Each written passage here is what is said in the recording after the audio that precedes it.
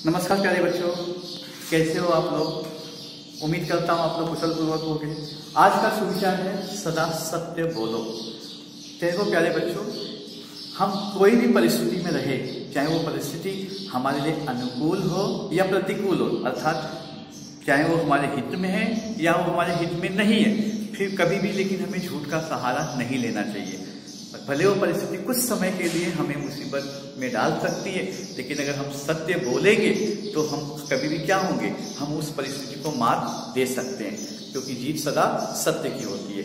तो इसी सुविचार के साथ हम अपने अंग्रेजी विषय का जो पाठ है, ठीक है, सर्कल, जो हमने पिछली बार पढ़ा था, उसी के आगे जो आपको दूसरा कृति देकर के रखा है डायलॉग, हम उससे शुरुआत करते हैं। ठीक है, तो प्यारे बच्चों, आपको याद होगा कि पिछली बार हमने सर्कल में एक कृति किए थे जिसमें आपको एक गोला बनाना था। ठीक है, उस गोले में से आपको 5 बच्चों को 1 2 3 4 ऐसी गिनती जब आपने गिनवाया था, तो आपने जो कहा था कि कुछ बच्चे जो है 1 को छोड़ के 2, ठीक है, 2 को छोड़ के तीसरा, फिर चौथे को छोड़ के 5वां, वो बाहर आ जाए, फिर वो आमने सामने हो जाए और फिर वो एक एक गोल गोल घूम करके एक एक जन से हाथ मिलाएंगे। आपने ऐसा कुछ कृति किया था। अब उस कृति के आगे अगर हमें उनसे बात करना है, ठीक है, अगर मानिए कि वो विद्यार्थी हमारे लिए नए हैं, हम किसी स्कूल में गए, तो अगर वो विद्यार्थी हमारे लिए नए हैं तो हम उनसे वार्तालाप या संवाद किस प्रकार से करेंगे, इसे ही हम डायलॉग कहते हैं। ठीक है, तो चलो हम देखते हैं डायलॉग हमें किस प्रकार से करना है। तो प्यारे बच्चों, ये वो पाठ है जो हमने पिछली बार अध्ययन किया था और उसमें आपने देखा था कि किस प्रकार से हमने गोला बनाया था और हम घूमते घूमते उस गोले को तब तक हमने पूर्ण नहीं किया उस कृति को जब तक हमने जिस पहले विद्यार्थी से हमने इसके सामने ना आ गए।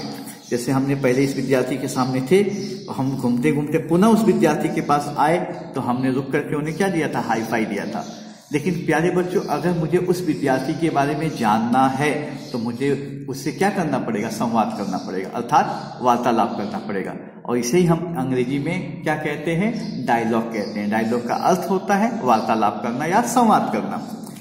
तो जैसे देख लीजिए, यहाँ पे मान लीजिए कोई विद्यार्थी है और मैं उसके सामने गया हूँ ये कृति करते हुए सर्कल का, तो मुझे अगर उससे जानना है तो पहले मुझे उससे क्या करना पड़ेगा, संवाद। तो चलो देखिए है डायलॉग का भाग 1। मैं से जान लीजिए पूछना चाहता हूँ हेलो, तो वो भी सामने से क्या कहेगा, हेलो। मैं पूछूंगा हाउ आर यू, मतलब आप कैसे हो, तो क्या जवाब देगा ये बी विद्यार्थी, आई एम फाइन, मैं बढ़िया हूँ, थैंक यू, धन्यवाद। हाउ आर यू, और आप कैसे हो, तो बताओ मुझे भी उसका उत्तर देना पड़ेगा। तो मैं अपना उत्तर कैसे दूंगा, फाइन, मैं भी बढ़िया हूं, थैंक्स, धन्यवाद। प्यारे बच्चों, अगर मुझे और उससे जानना है तो मैं संवाद को बढ़ाते हुए इस प्रकार से भी पूछ सकता हूं, व्हाट्स योर नेम, आपका नाम क्या है। तो ये बच्चा मुझे जवाब में अपना नाम बताएगा।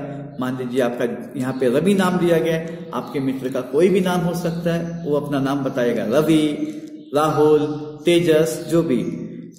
तो वो भी हमसे पूछेगा अगर उसे जानना हो तो tell me your name please, आप अपना भी नाम बताइए कृपा करके। तो मैं उसे क्या बताऊंगा, ए चंद्रशेखर, मेरा नाम चंद्रशेखर है, मेरा नाम राजू है, मेरा नाम क्या है, विनोद है, जो भी नाम है मैं अपना नाम बताऊंगा। यू कैन कॉल मी चंदू, आप मुझे चंदू भी बुला सकते हो। कभी कभी क्या होता है प्यारे बच्चों, हमारे नाम जैसे मान लीजिए अगर हमारा नाम राकेश है, ठीक है, या तो मेरा नाम क्या है, ऋतुपना है। एक उदाहरण देता हूं, तो हम कभी कभी घर में ऋतुपना ना कह करके इसको हम शॉर्टकट में उसे ऋतु ऋतु ही बुलाते हैं। ठीक है, तो प्यारे ये पुकार का नाम होता है। तो उसी प्रकार से चंद्रशेखर का देखो कितना बड़ा नाम है, तो उसने क्या कहा कि देखो मेरा नाम तो चंद्रशेखर है, यू कैन कॉल मी चंदू, आप मुझे चंदू भी बुला सकते हो। ठीक है, तो देखो किस प्रकार से ये सुंदर वार्तालाप दोनों विद्यार्थियों के बीच में चल रहा है। तो प्यारे बच्चों, हमें वार्तालाप ठीक इसी प्रकार से करना होता है। अगर आप मान लीजिए कि इसी वार्तालाप को मुझे बढ़ाना है तो देखिए एक और हम डायलॉग कर सकते हैं, संवाद। वेयर डू यू लिव, आप कहाँ रहते हो, तो बताओ विद्यार्थी बी मुझे जवाब देगा, आई लिव इन अम्बोज गई। ठीक है, मैं कहाँ पे रहता हूँ, अंबाज जो गई, ठीक है, यहाँ पे मैं रहता हूँ। आप अगर मलाड में रहते हो तो लिख दो, आप बताओ I live in Malad, I live in Ganesh Nagar, I live in Kandivali. आपका जो जवाब होगा आपको इस बॉक्स में भरना है। वेयर इन, देखो अंबा जो गई, आप अंबाज जो गई में कहाँ रहते हो, तो ये बोलेगा नियर योगेश्वरी टेम्पल। टेम्पल का अर्थ होता है प्यारे बच्चों मंदिर। जो योगेश्वरी मंदिर है उसके एकदम नजदीक रहता हूं। बिहाइंड का मतलब होता है पीछे। कहाँ? The tehsil office, tehsil office के पीछे जो योगेश्वरी मंदिर है मैं उसके एकदम पास रहता हूं। इन गुरुवार पेट, ये सड़क का नाम है। ऑन मंदिर बाजार रोड, आपका जो भी इसमें से एड्रेस हो आप अपना सटीक एड्रेस बताइए।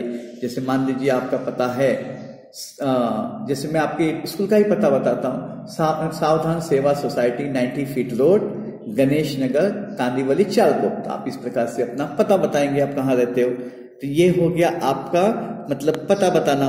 तो ये इसी डायलॉग को हम अगर मान लो संपन्न करना चाहते हैं, पूर्ण करना चाहते हैं, या हमारा उनसे संवाद करके बात पूरा हो गया है तो हम उनसे क्या लेते हैं, हम उनसे विदाई लेते हैं, अर्थात हम उन्हें अलविदा कहते हैं। तो उसे हम अंग्रेजी में कहते हैं bye bye, have a nice day. तो मैं उसे बोलूंगा अलविदा, हैव अ नाइस डे, आपका दिन क्या रहे, शुभ रहे। तो वो भी प्रति उत्तर में हमें क्या जवाब देगा, बाय, सी यू, हम फिर मिलेंगे, हैव अ नाइस डे, आपका भी दिन क्या रहे, शुभ रहे। तो प्यारे बच्चों, हम केवल विद्यालय में ही नहीं, हम कहीं भी जाए तो हम इस प्रकार से सुंदर वार्तालाप कर सकते हैं। और वार्तालाप कभी भी दो व्यक्ति या दो से अधिक व्यक्तियों के बीच में होता है। तो हम पुनः चलते हैं श्याम पट की ओर। इस पूरे डायलॉग के अंदर जो आए कठिन शब्द है उनके अर्थों को जानने के लिए। हाँ, तो प्यारे बच्चों देखिए शब्दार्थ इस पाठ में आए हुए। सबसे पहले तो प्यारे बच्चों डायलॉग का अर्थ होता है संवाद या वार्तालाप। इसमें देखिए सबसे पहले एक शब्द आया है फाइन, इसको हम पढ़ते हैं फाइन। और फाइन का मतलब होता है बढ़िया। जैसे आपसे कोई पूछे हाउ आर यू, तो आप बोलोगे फाइन, मैं बढ़िया हूं। TELL टेल का मतलब होता है कहना। CALL कॉल का मतलब बुलाना भी होता है या किसी को पुकारना भी होता है, ठीक है। LIV लिव का मतलब होता है रहना। जैसे मैं मलाड में रहता हूं तो बोलूंगा मैं आई लिव इन मलाड। अगर आप गांधीनगर में रहते हो तो आप बोलोगे I live in Gandhinagar. TEMPLE temple, इसे क्या मिला के पढ़ेंगे, टेम्पल। टेम्पल का अर्थ होता है प्यारे बच्चों मंदिर। देखिए इसे पढ़ेंगे SEE और YOU, सी और इसे यू। CU का अर्थ होता है फिर मिलेंगे, ठीक है। और इसे पढ़ेंगे हम लोग नाइस और इसको डे। तो नाइस डे का मतलब होता है शुभ दिवस, ठीक है, या तो आपका दिन शुभ रहे, ऐसा भी आप कह सकते हो। और प्यारे बच्चों ये जो से ये शब्द आया है बिहाइंड, इसे हम क्या पढ़ते हैं बिहाइंड। बिहाइंड का मतलब होता है पीछे। जैसे मैं स्कूल के पीछे रहता हूं तो आई लिव बिहाइंड स्कूल, मैं स्कूल के पीछे रहता हूं।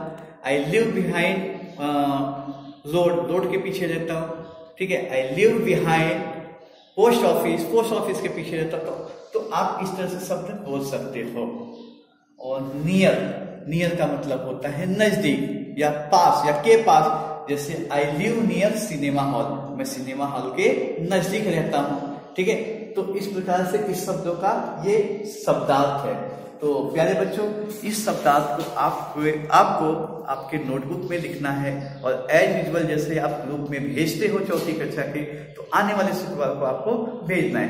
तो प्यारे बच्चों लॉकडाउन होने की वजह से हम ये कृति नहीं कर पाए प्रत्यक्ष रूप से। जब विद्यालय खुलेगा तो वैसे ही हम क्लास में क्या करेंगे, आप जैसे 2-4 विद्यार्थियों को खड़ा करके उनसे संवाद करवाएंगे, जिससे आपका ज्ञान क्या होगा और मजबूत होगा। तो हम मिलेंगे फिर से नए वीडियो में एक नए पाठ के साथ। तब तक के लिए धन्यवाद, अलविदा।